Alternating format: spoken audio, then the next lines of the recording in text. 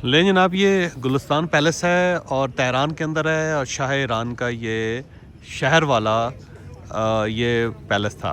और ये पुरानी पच्चीकारी बड़ी तफसील के साथ, डिटेल के साथ हुई है।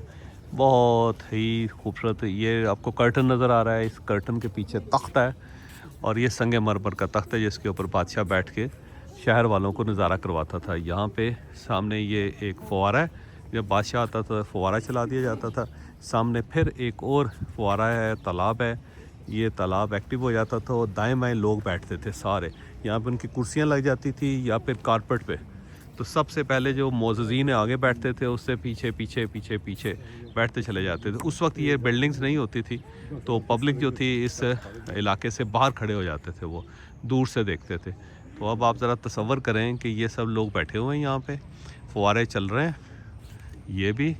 ये फव्वारा भी चल रहा है और ये पर्दा उठा हुआ है और इसके पीछे बादशाह सलामत जो बैठे हुए हैं और बैठ के वो लोगों को देख रहे हैं, लोगों से बात करने की कोशिश कर रहे हैं। जो भी बंदा बात करना चाहता था वो फव्वारे की दूसरी साइड पे यहाँ पे खड़ा होके, अंदर नहीं जा सकता था इसके, बस यहीं पे खड़ा होके उसे अर्ज़ करनी होती थी ताकि इतना फासला हो कि बादशाह के ऊपर हमला ना हो सके।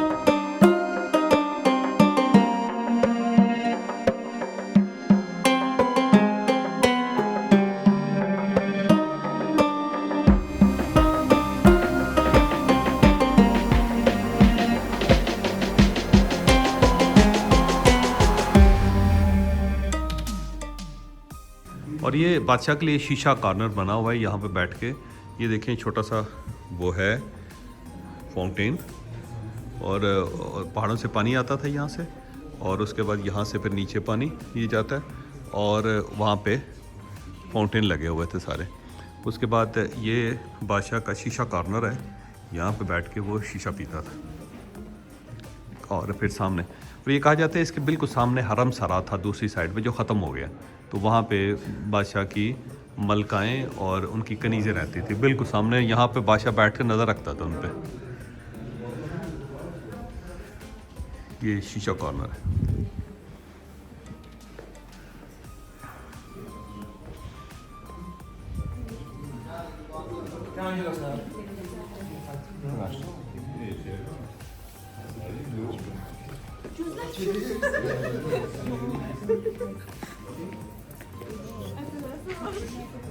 ये वो सीढ़ियाँ जिसके ऊपर हड्डियाँ रखी थी उन्होंने, करीम खान की। निगार खाना कहते हैं शीशों वाला।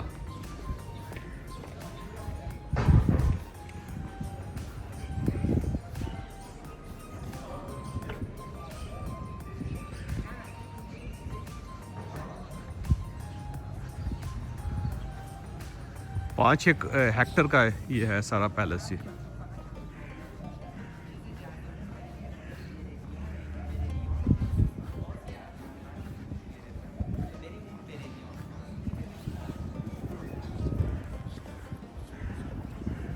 गुलिस्तान पैलेस की सबसे खूबसूरत तरीन चीज़ ये है, ये एक वॉल है और इसके ऊपर पैटर्न्स बने हुए हैं, डिज़ाइंस बने हुए हैं।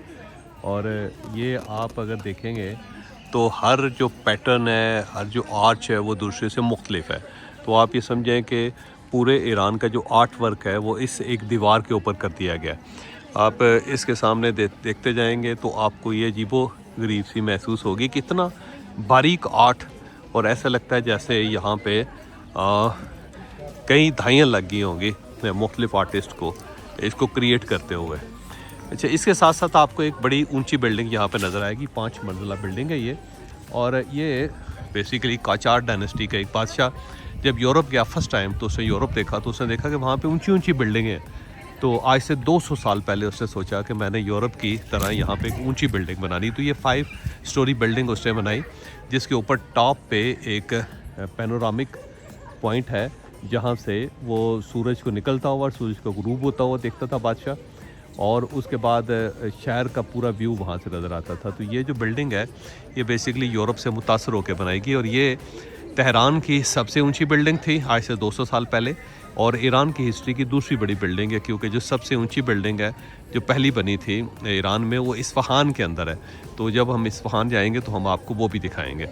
तो उसके बाद ये सारा, और ये ऊपर तेहरान में ये सबसे ऊंची बिल्डिंग थी, और ये पहली बिल्डिंग थी ईरान में जिसमें मेटल यानी लोहा इस्तेमाल हुआ है। यानी आप ये समझें कि सरिया या फिर जो गार्डर इस्तेमाल करके इसको इतना ऊंचा बनाया गया है, क्योंकि जब भी बिल्डिंग की साइज़ नीचे से ऊपर की तरफ बढ़ाया जाता है तो फिर वहाँ पे आपको बहुत एफर्ट करनी पड़ती है, आपको लोहा इस्तेमाल करना पड़ता है। तो आपको लोहे के पिलर इस वक्त भी नज़र आ रहे होंगे। तो ये पहली बिल्डिंग थी जिसमें लोहा इस्तेमाल हुआ था ईरान में।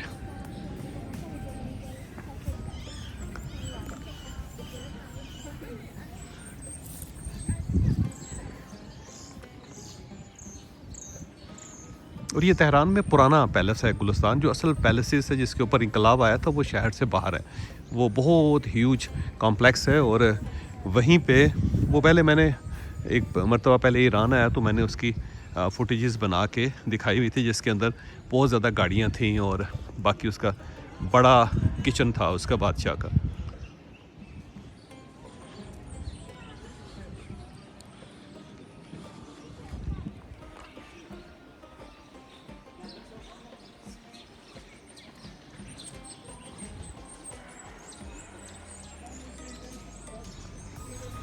ये सीढ़ियाँ थी और इस सीढ़ियों से बादशाह ऊपर जाता था।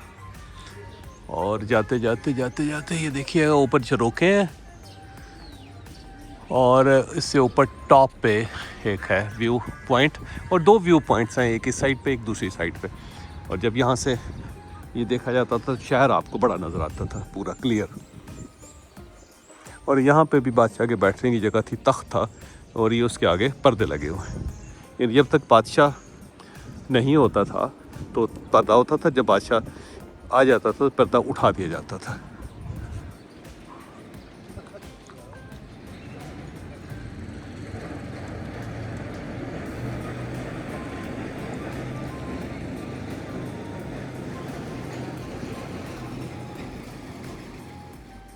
पुराने ज़माने में क्योंकि एयर कंडीशन नहीं होता था और पैलेसेस वगैरह जो थे उनके अंदर ज़ाहिर है तरह गर्मियों में बादशाह को गर्मी लगती थी तो उसने अपने आपको ठंडा रखना होता था।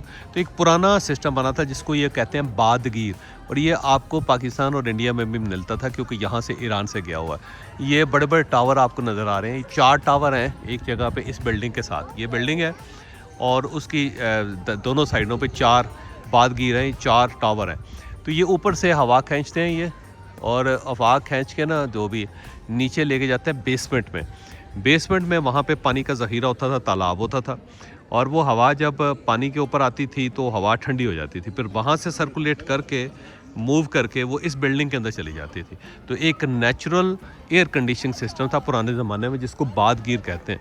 ये मैंने बचपन में पाकिस्तान में भी देखा हो पुराने घरों के अंदर, और ऊपर उन्होंने इसी तरह पिलर बनाए होते थे, मीनार बनाते थे ऊपर, और वहाँ से पाइप के ज़रिए फिर लेके जाते थे। फिर जब इलेक्ट्रिसिटी आई तो वहाँ से फिर लोगों ने पंखा लगा के भी उस हवा को नीचे ला के तो उसको फिर पूरे घर में सर्कुलेट करते थे। अभी भी है ये सिस्टम, लेकिन अब ज़रा मॉडर्न हो गया ज़ाहिर है। ये इमारतें बादगीर ऊपर लिखा हुआ देखें, यानी कि ऐसी बिल्डिंग जो बादगीर जिसके अंदर है।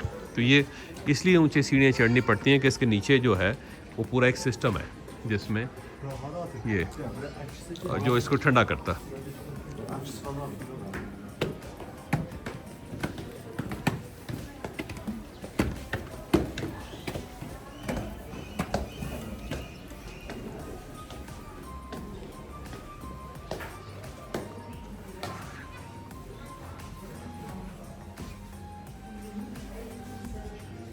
ये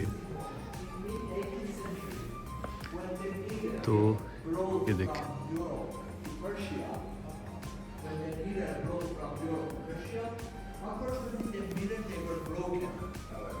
Iranian artists think how they can put them piece to piece together to make this beautiful art.